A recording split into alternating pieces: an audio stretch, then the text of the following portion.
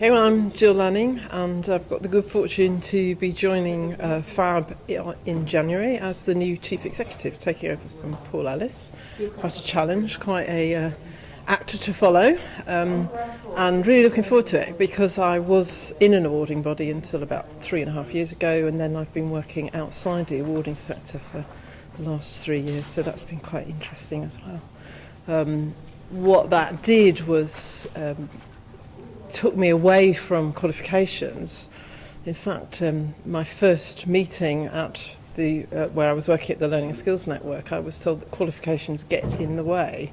So that was quite a sort of shock to the system, and spent 3 years therefore focusing much more on teaching and learning, and qualifications really not being high on the landscape of the work that I was doing. So that's given me a perspective, I think, that kind of the real, what might be deemed the real world, because certainly coming back to it, I'm sort of staggered at being reminded again of the technicalities, bureaucracy, big issues been coming up, and how that is obviously still rampant, if I could call it, as it was when I left, but perhaps even more organisations and bodies than when I left the awarding industry 3 years ago. So the challenge for me, I think, is to understand what it is the members want. We have a large membership, they've got lots of various different needs. I need to talk to them and understand what they're looking to FAB for and what they're looking to the Chief Exec for,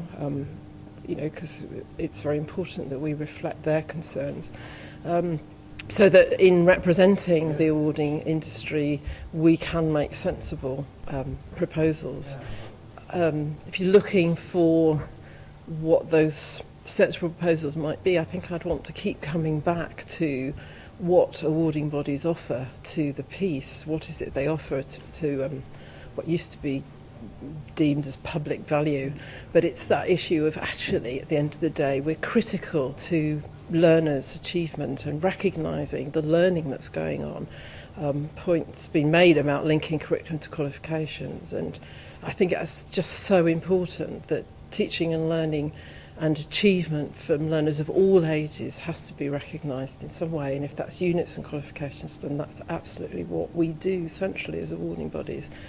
My concern, coming back to it, is that a lot of the technicalities and the regulation is potentially getting in the way of that really close link to what motivates learners, what is it that their worlds are about, what is it that employers really want, because we're layering it with lots of extra bits. So one of my kind of battles, I think, would be to try and keep going back to what are we all here for, and what are our respective roles, and what are we individually good at. And awarding bodies have huge expertise about working with learners and employers, and I'd like to see that recognised and us freed up to deliver what this country needs, whether it's individuals, employers, the government.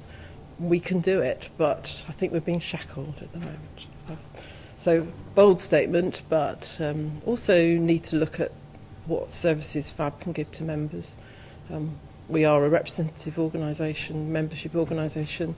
It's a two-way street, so they give to us, we need to give back to them, and so I want to work and understand more about what they look to FAB for in the way of membership services.